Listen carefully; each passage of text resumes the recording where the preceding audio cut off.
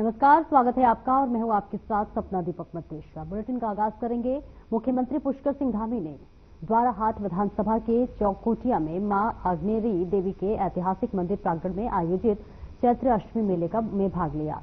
इस दौरान मुख्यमंत्री ने मां आग्नेरी का आशीर्वाद लिया और पूजा अर्चना कर प्रदेशवासियों की सुख समृद्धि की कामना की। मुख्यमंत्री ने नवरात्रि और रामनवमी पर्व की सभी को बधाई और शुभकामनाएं दी और इसके बाद मुख्यमंत्री धामी चैत्र अष्टमी मेले में आयोजित कार्यक्रम में पहुंचे। यहां उनका क्षेत्रवासियों ने जोरदार स्वागत किया।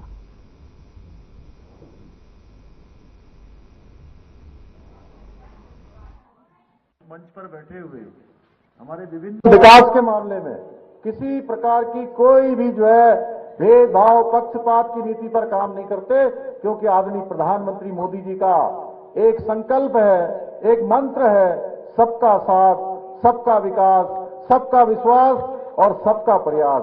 और समेकित रूप से नीति माणा से लेकर आज हमारा जो अंतिम क्षेत्र है हमारा आदि कैलाश का, उस क्षेत्र तक हमने विकास को समेकित रूप से करने का संकल्प लिया है।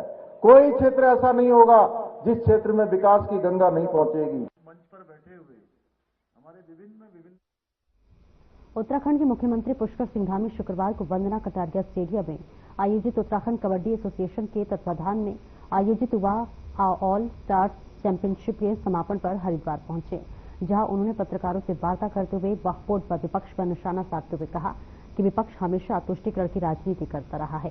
तानाशाही उनके समय में होती थी जब इमरजेंसी लगती थी।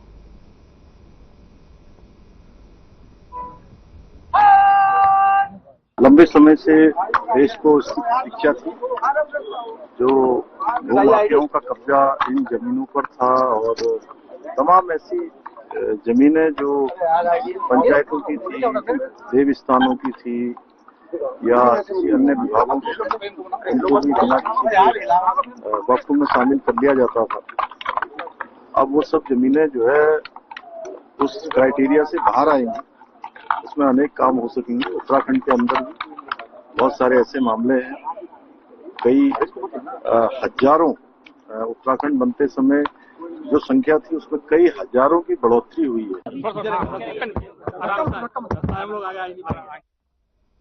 उत्तराखंड की धामी सरकार ने एक बार फिर से दायित्वों की पोटली खोली है। इस बार 18 नेताओं को दायित्व सौंपे हैं। इसमें कई नेताओं के नाम शामिल है। आपको बता दें कि इससे पहले बीते 1 अप्रैल को सीएम धामी ने 20 नेताओं को दायित्व सौंपे थे।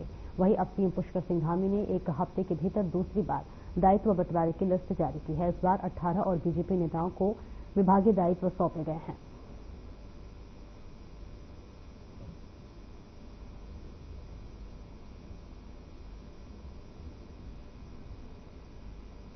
अगली खबर हरिद्वार से है, जहां पर अपने अलग अंदाज के लिए जाने जाने वाले उत्तराखंड के मुख्यमंत्री पुष्कर सिंह धामी एक बार फिर खिलाड़ियों के बीच नजर आए।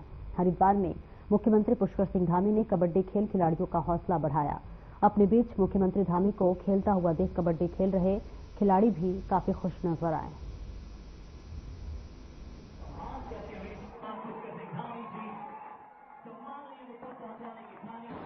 प्रतिभाग करने वाले देश के कोने-कोने से पधारे हमारे सभी ऊर्जावान खिलाड़ियों के बीच आकर मुझे अत्यंत हर्ष की अनुभूति हो रही है।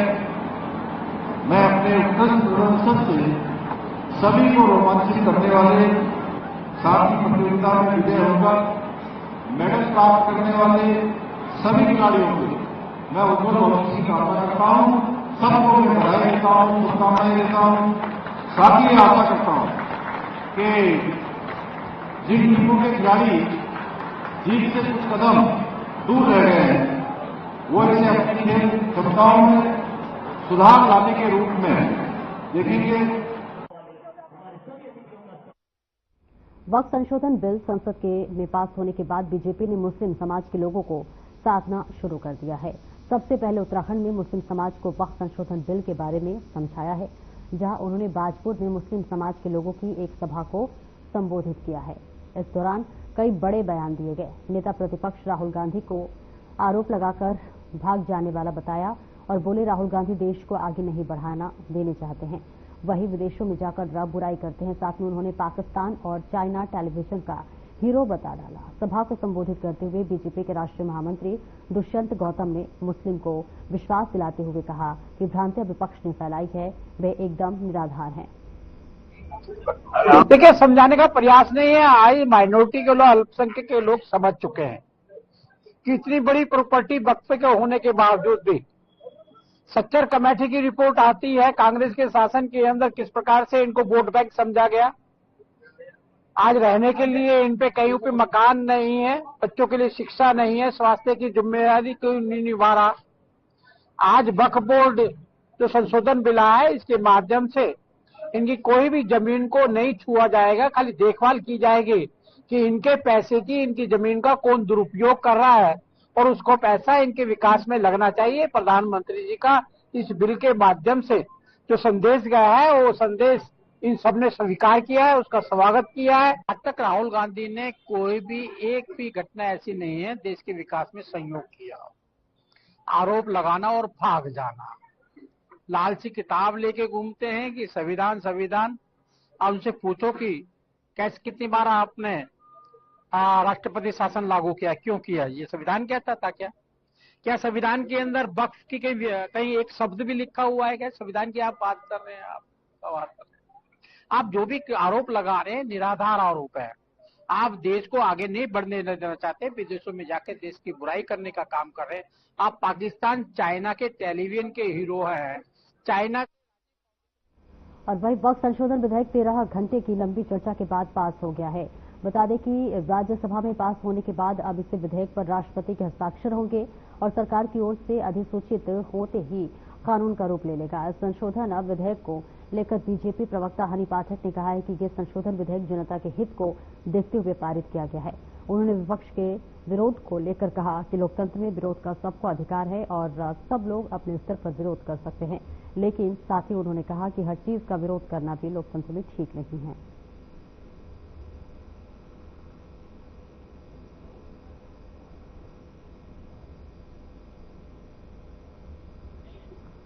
कि वक्फ बोर्ड के लिए पहले भी कहा गया था कि इस पे जो अधिनियम बनाए जाएंगे उसको पास कराया जाएगा और ये हमारे लिए बहुत ही हर्ष का विषय है कि लोकसभा और राज्यसभा में दोनों जगह वक्फ बोर्ड को पारित किया गया है और आगे राष्ट्रपति जी के पास गया है पारित होने के लिए। तो विरोध करना, विरोध को किस दिशा में लेकर जाना, ये अपना उनका अधिकार है। वो किस तरीके से उसका विरोध करते हैं और किस कोर्ट में जाते हैं और किस बोर्ड में जाते हैं, वो उनका अपना अधिकार है। लोकतांत्रिक देश है, लोगों को अपने अधिकार को यूज करना आता है कि वो किस कोर्ट में जाते हैं, कहाँ अपने बोर्ड में बात रखते हैं। तो ये सारी चीजें उनके ऊपर है, लेकिन विरोध हर चीज पर करना उचित नहीं है। विरोध करना ठीक है, कोई चीज आपको पसंद नहीं आती, लेकिन विरोध हर चीज पे करना, ये जनता की हित को देखते हुए वक्फ बोर्ड को पारित किया गया है। केंद्र सरकार द्वारा वक्फ संशोधन बिल को लेकर उत्तराखंड बीजेपी और कांग्रेस सामने आते हैं। बीजेपी जहां इस संशोधन को मुस्लिम हितों के लिए करार दे रही है, वहीं कांग्रेस इसे तुष्टिकरण की राजनीति और वक्फ की संपत्ति पर बीजेपी की नजर करार दे रही है। उत्तराखंड बीजेपी विधायक विनोद चमोली ने वक्फ संशोधन को लेकर केंद्र सरकार की इस पहल की सराहना की है। विधायक ने आरोप लगाते हुए कहा कि कांग्रेस इसका भ्रामक प्रचार कर अपने वोट बैंक को साध रही है। कांग्रेस का मानना है कि बीजेपी की नजर वक्फ की संपत्ति पर है और उसे हड़पने का साजिश कर रही है। हालांकि कांग्रेस प्रवक्ता इस बात से इनकार नहीं कर रही हैं कि वक्फ में भ्रष्टाचार व्याप्त है। देखिए, भ्रष्टाचार कहाँ नहीं है। मैं इस बात से इनकार नहीं करती कि वक्फ बोर्ड के अंदर भी कुछ भ्रष्टाचारी होंगे, कुछ लोग होंगे जो अपनी पावर्स का गलत इस्तेमाल कर रहे होंगे, दुरुपयोग कर रहे होंगे। उनके ऊपर चोट किए जाने की जरूरत है, वक्फ बोर्ड पर नहीं। वक्फ बोर्ड के भ्रष्टाचारियों को चुन चुन कर सजा दिए जाने की जरूरत है, पेनलाइज किए जाने की जरूरत है। लेकिन जिस तरह की भ्रामक बातें की जा रही हैं कि वक्फ बोर्ड में अब महिलाएं भी शामिल होंगी, 2013 के यूपीए गवर्नमेंट में जो संशोधन 56 संशोधन हुए थे, उसके बाद ही महिलाओं के शामिल होने का प्रावधान था। ये कहा जा रहा है कि ट्रिब्यूनल का जो फैसला होता है वो अंतिम होता है, और ये भी भ्रामक खबर है क्योंकि हजारों फैसले लंबित हैं हाई कोर्ट में और सुप्रीम कोर्ट में ट्रिब्यूनल के फैसले के विरुद्ध में जो लोग गए हुए हैं। और इसके अलावा जो गृह मंत्री ने खड़े होकर सदन के अंदर कहा कि मुसलमान महिलाओं को प्रतिनिधित्व देने की हम पैरवी करते हैं। हिंदू महिलाओं को कितना प्रतिनिधित्व मिल रहा है बताएं अमित शाह। वक्फ और वक्फ बोर्ड दोनों अलग अलग चीजें हैं, पहले इसको समझना पड़ेगा वक्फ क्या है। वक्फ जो है वो संपत्तियां हैं जो अल्लाह को समर्पित संपत्तियां होती हैं, जिसको मुस्लिम समाज या कोई भी समाज का व्यक्ति अल्लाह को समर्पित मुस्लिमों के वेलफेयर के लिए देता है और उसका उपयोग मुस्लिमों के धार्मिक और सामाजिक वेलफेयर के लिए होता है। और वक्फ बोर्ड वो है जो कि एक संविधान सम्मत एक बॉडी है जो उसका प्रबंधन देखती है। तो हम प्रबंधन को लेकर अमेंडमेंट लाए हैं। ऐसा नहीं कि पहले अमेंडमेंट आया है, पहले भी 2 बार अमेंडमेंट हो चुके हैं, इस बार तीसरी बार ये अमेंडमेंट लेकर आए हैं। उसमें हमने कुछ प्रावधान किए हैं जिस प्रावधान का लाभ मुस्लिम समाज को मिलने जा रहा है। जो मुस्लिम के जो रीति रिवाज हैं, जो धार्मिक उनकी मान्यताएं हैं, उसमें कहीं भी छेड़छाड़ नहीं हुई है, सिर्फ उसके प्रबंधन का विषय है। उस प्रबंधन को लेकर हम लोग ये अमेंडमेंट लाए और मैं समझता हूँ इसके कारण कोई मुस्लिम समाज को नुकसान नहीं होने वाला, बल्कि आगे चलकर इसका फायदा पूरे मुस्लिम कम्युनिटी को मिलने जा रहा है। वरिष्ठ भाजपा नेता कामिल खान के नेतृत्व में भाजपा कार्यकर्ताओं एवं मुस्लिम समाज के लोगों ने वक्फ संशोधन अधिनियम 2024 के दोनों सदनों में पास होने पर जमकर जश्न मनाया तथा खुशी का इजहार करते हुए मिष्ठान वितरण किया। वहीं वक्फ संशोधन बिल पास होने पर उपस्थित लोगों ने प्रधानमंत्री मोदी एवं उत्तराखंड मुख्यमंत्री पुष्कर सिंह धामी का आभार जताते हुए धन्यवाद दिया है। ये हमारे देश के लोकप्रिय प्रधानमंत्री नरेंद्र मोदी के नेतृत्व में जो वक्फ संशोधन अधिनियम 2024 दोनों सदनों में पेश किया गया है, सबसे पहले तो मैं पूरे देशवासियों को इसकी बहुत बहुत मुबारकबाद देता हूँ। ये सदन में जो बिल लाया गया है, इसका मुख्य उद्देश्य यही है कि अंतिम छोर में खड़े हुए गरीब मुस्लिम व्यक्ति का विकास और उसका किस तरीके से उद्धार किया जाए, ये उस बिल में निहित है। और सबसे बड़ी बात यह है कि ये एक जो पूरे देश के अंदर माफियाओं का एक शिकंजा है, वक्फ के अंदर जो वक्फ बोर्ड के अंदर घुसे बैठे हैं, वक्फ की संपत्तियों पे काबिल है, जो एक बहुत बड़ा शिकंजा माफियाओं ने कस रखा है। उन कांग्रेस प्रदेश प्रवक्ता गरिमा दसौनी ने बीजेपी प्रदेश अध्यक्ष महेंद्र भट्ट की तुलना गिरगिट से करते हुए कहा कि महेंद्र भट्ट को देखकर गिरगिट भी शर्मा जाएगी। आगे उन्होंने कहा कि जो लोग पार्टी एकता स्वच्छता की बात करते हैं वही लोग बेनकाब हो रहे हैं। आपको बता दें कि सदन में त्रिवेंद्र सिंह रावत के लिए दिए गए बयान के बाद महेंद्र भट्ट ने नेताओं से बड़ा मजा आ रहा है। ये घमासान देखकर वाकई बहुत मजा आ रहा है कि जो लोग अनुशासन की बड़ी बड़ी बातें करते थे, राजनीतिक शुचिता की बड़ी बड़ी बातें करते थे और पार्टी के अंदर एकता की बड़ी बड़ी बातें करते थे, आज वो बेनकाब हो रहे हैं जनता, मीडिया और विपक्ष के सामने। और महेंद्र भट्ट के लिए तो मुझे ये कहना है इसमें वृद्धि इसलिए हो रही है क्योंकि कंस्ट्रक्शन की सामग्री की रेट्स में इजाफा हो गया, कीमतों में बढ़ोतरी हो गई, तो नेचुरली उत्तराखंड में पुष्कर सिंह धामी ने सरकार ने हरिद्वार और देहरादून के कुछ इलाकों के नाम बदलने की घोषणा की है। इसके बाद विशेष तौर पर देहरादून के मियांग वाला का नाम बदले जाने को लेकर सियासत शुरू हो गई है। बीजेपी सरकार ने जिन स्थानों के नाम बदले हैं उनमें से अधिकतर के नाम मुस्लिम शब्दावली से जुड़े हुए हैं। कांग्रेस पार्टी के नेताओं ने मियांग वाला का नाम बदले जाने की कड़ी आलोचना की है। पार्टी के प्रदेश महामंत्री और राज्य आंदोलनकारी राजेंद्र शाह का कहना है कि दरअसल सरकार को इतिहास की जानकारी नहीं है। छोटे छोटे हुआ करते नहीं, देखिए पहली बात तो ये है कि नाम बदलने से पहले जो भी लोग इसमें इन्वॉल्व है उनको कम से कम इतिहास की जानकारी होनी चाहिए। मैं मियाँ वाले की खास तौर पर बात करना चाहूंगा। आजादी से पहले यहाँ पर 2 परिवार आए थे, एक रांगड़ परिवार और एक मियाँ वाला परिवार। तो मियाँ परिवार है वो टिहरी के अंदर जो है, टिहरी गढ़वाल में ठाकुर होते हैं और वो मियाँ उनकी जाति है। ऐसे ही ठाकुर जो है मियाँ जाति के वो हिमाचल में भी है और जम्मू कश्मीर में भी है। तो वो परिवार जब वहां पर आजादी से पहले मियांवाला के स्थानीय लोगों ने कांग्रेस के प्रदेश अध्यक्ष उपाध्यक्ष सूर्यकांत धस्माना के नेतृत्व में देहरादून महापौर सौरभ थापलेवाल को ज्ञापन सौंपा है, जिसमें मियांवाला का नाम रामजीवाला करने को बड़ी लेकर विरोध प्रदर्शन किया गया। और ऐसे में उन्होंने कहा कि मियांवाला का एक ऐतिहासिक नाम है जो कि हमारी पहचान और सांस्कृतिक धरोहर से जुड़ा है।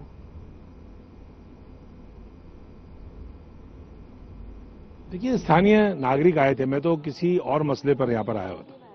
मैं देहरादून में कूड़ा निस्तारण के संबंध में और धर्मपुर विधानसभा क्षेत्र में जो कूड़े की समस्या है उसको लेकर के आया था। लेकिन यहाँ पर मियांवाला के बड़ी संख्या में नागरिक यहाँ पर पहुंचे हुए हैं और उन्होंने मुझसे भी आग्रह किया कि मैं भी मेयर साहब पे चलूं, मियांवाला का नाम मियांवाला ही रहना चाहिए, ऐसा वहां के नागरिकों की मांग है। उन्होंने मांग पत्र आज नागरिकों ने दिया है, ये कांग्रेस की तरफ से नहीं है, ये वहां के नागरिकों की तरफ से है। और जिन्होंने विरोध प्रकट किया है कि हम चाहते हैं कि मियांवाला का नाम मियांवाला ही रहे। अब इस बात को तो मैं शुरू से ही कह रहा हूं, पहले दिन से ही मैं आपसे बात कर रहा था कि मियांवाला जो वहां पे नाम है, गलतफहमी है भाजपा को, वो मियांवाला को मियाओं से जोड़ के देख रही है। ये नहीं पता कि ठाकुर में भी मियाँ होते हैं। अरे मैं तो कहूँगा बुद्धि दे, श्री राम लक्ष्मण जान की, जय बोलो हनुमान की, सद्बुद्धि दे इन भाजपाओं के नेताओं को। श्री राम से मैं ये कहना चाहूंगा कि मियांवाला को मियाँ के नाम से ना जोड़े। मियाँ पुराने ठाकुर हुआ करते थे वहां के, जब वो मियांवाला। उत्तराखंड के 4 जिलों में 15 जगहों के नाम बदले गए हैं, जिनका विरोध भी सामने नजर आ रहा है। वह इस विरोध के जवाब में बीजेपी का कहना है कि विरोध करना कांग्रेस का काम है, आम जनता विरोध नहीं कर रही है।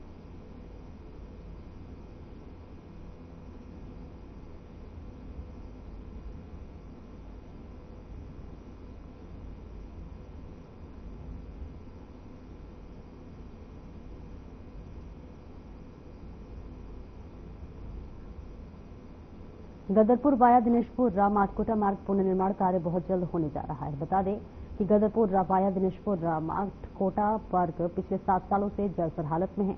पिछले 7 साल के दरमियान 45 लोगों की जान उक्त मार्ग दुर्घटनाओं में चली गई। लोगों ने गदरपुर वाया दिनेशपुर माटकोटा मार्ग का नाम मौत का सड़क कहने लगे हैं। इस दौरान क्षेत्रीय विधायक और अरविंद पांडे संबंधित विभाग के अधिकारियों के साथ बैठक करते हुए कहा कि बहुत ही जल्द गदरपुर वाया दिनेशपुर माटकोटा मार्ग का पुनर्निर्माण होने जा रहा है।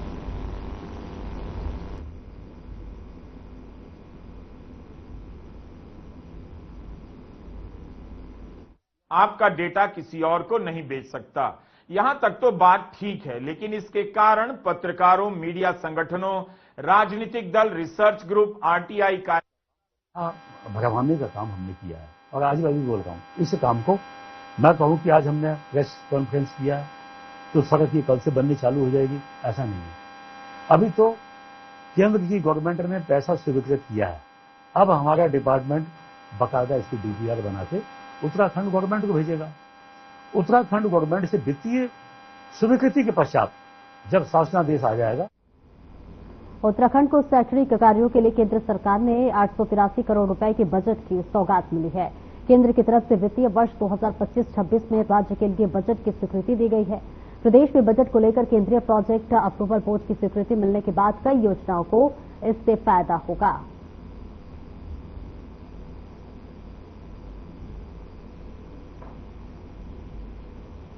उत्तराखंड पुलिस ने आगामी चारधाम यात्रा को लेकर अपनी तैयारियों को अंतिम रूप देना शुरू कर दिया है। पुलिस महानिरीक्षक गढ़वाल परिक्षेत्र राजू स्वरूप और पुलिस महानिरीक्षक निदेशक यातायात नारायण सिंह नपलच्याल ने प्रेस कॉन्फ्रेंस कर बताया कि चारधाम यात्रा के दौरान सुरक्षा व्यवस्था, यातायात नियंत्रण और आपदा नियंत्रण पर विशेष ध्यान दिया जाएगा। सब विदित हैं कि उत्तराखंड पुलिस की जो ये चारधाम यात्रा जो है 2025 की विशेष तैयारियां जो हैं पिछले हम यात्रा के जस्ट खत्म होने के बाद में हम उसको किए जा रहे हैं और काफी हद तक हर एक लेवल पे प्रशासनिक स्तर पर, शासकीय स्तर पर काफी मीटिंग्स हुई हैं। फिर सारे जिलों का रेंज स्तर पर कोऑर्डिनेशन हुआ है। फिर अपने जो हमारे सिस्टर्स विंग्स हैं, जैसे हमारा ट्रैफिक डिपार्टमेंट है, हमारा फायर सर्विस है, हमारी आगामी 30 अप्रैल से उत्तराखंड में शुरू होने वाले चारधाम यात्रा के लिए परिवहन विभाग ने कमर कस ली है। आरटीओ प्रवर्तन शैलेश तिवारी ने बताया कि चारधाम यात्रा व्यवस्थित तरीके से हो और सभी तीर्थयात्री धामों में दर्शन के बाद सुरक्षित वापस आ जाए, इसके लिए कई तरह के प्रयास किए जा रहे हैं। वाहनों के लिए जगह जगह चेकिंग अभियान चलाया जाता है।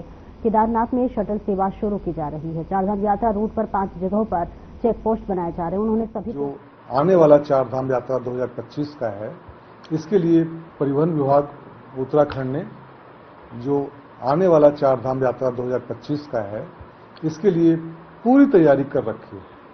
हम लोग का प्रयास है कि जो भी यात्री चारधाम यात्रा पर जा रहे हैं उनके लिए वाहनों की कोई कमी नहीं हो। वाहन की अगर कोई कमी होती है तो रोडवेज से उसकी पूर्ति करेंगे हम। उसमें भी अगर गाड़ियां कुछ कम पड़ जाती हैं तो अन्य जगह जैसे केमू की गाड़ियां भी हम लोग मंगाते हैं। साथ ही साथ हम लोग का प्रयास रहता है कि जो चारधाम यात्रा पर लोग ऋषिकेश नगर निगम क्षेत्र में आवारा सांडों का कहर बढ़ता हुआ नजर आ रहा है, लेकिन नगर निगम प्रशासन इस तरफ कोई ध्यान नहीं दे रहा है। शिवाजी नगर में एक बुजुर्ग को सांड ने जोरदार टक्कर मार दी, जिससे बुजुर्ग गंभीर रूप से घायल हो गया। बुजुर्ग को उपचार के लिए एम्स में भर्ती कराया गया। उसकी हालत गंभीर बनी हुई है।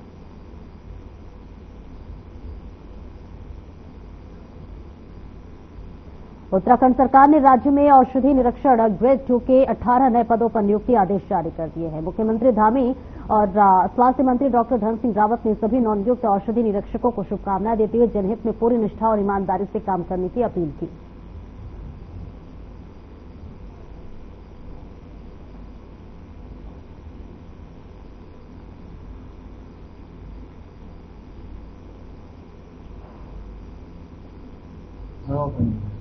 तो ग्राउंडिंग तो हुई है ना, ग्राउंडिंग का क्या?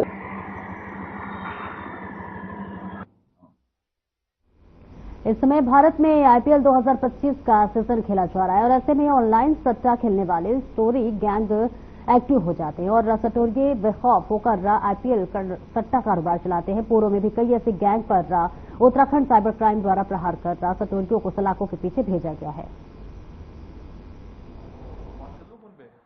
अमूमन जो हमने देखा कि चीजें ट्रेंडिंग हुआती है, वायरल हुआती है और हर आदमी हैशटैग के चक्कर में उस ट्रेंड को फॉलो करने लगता है, जिस क्रम में ये गिबली आर्ट भी काफी ज्यादा फेमस हुई। तो इसमें यह है कि देखिए, आप स्वतंत्र हैं, आप अपने फोटो जो है अगर कोई एआई के माध्यम से, जैसे ग्रॉक हो गया ट्विटर का या चैट जीपीटी हो गया, बहुत सारे एआई टूल्स हैं जो आपको गिबली आर्ट, ऐसे आपके कई सारे ओपन सोर्स वेबसाइट्स हैं जिससे आप गिबली आर्ट जनरेट कर रहे हैं। तो उसमें कोई ऐसा नुकसान नहीं है, परंतु यह है कि जब हम कई बात करते हैं डेटा प्राइवेसी की। जसपुर में छात्राओं ने हाई स्कूल इंटरमीडिएट की परीक्षाएं हो या फिर आईएएस पीसीएस की परीक्षाएं ज्यादातर में अपनी अहम भूमिका निभाई है और उत्तराखंड में नहीं बल्कि देश विदेश में भी जसपुर का नाम रोशन किया। शिक्षा जगत के साथ साथ जसपुर के एक छात्र ने अपनी पढ़ाई के साथ साथ फिल्म जगत में भी अपनी पहचान का झंडा खड़ा करना शुरू कर दिया है।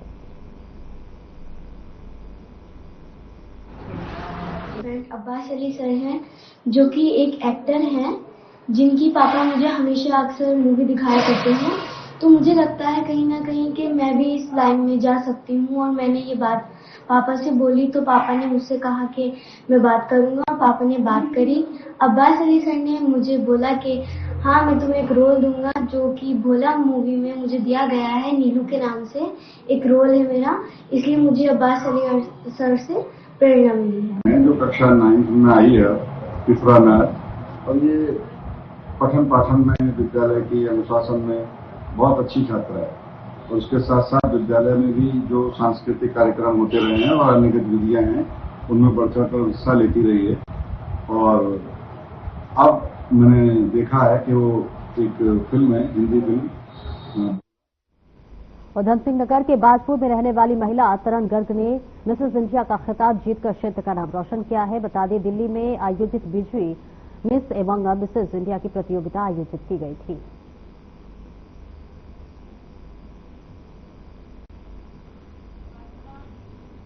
ये प्रोग्राम दिल्ली में हुआ था। ये event it was held in Delhi from 25 to 28। इनकी विनीता श्रीवास्तव जो है वो इनकी फाउंडर है। एंड इसका मुझे ऐड देखा था मैंने फेसबुक में स्क्रॉल करते हुए, तो एकदम से मैंने अपने हस्बैंड से, लाइक मेरा शुरू से सपना रहा है इस लाइन में जाने का और ऐसा कुछ करने का जिससे मैं अपनी सिटी का और अपने स्टेट का नाम रोशन कर सकूं। फिलहाल इस बुलेटिन में इतना ही। नमस्कार।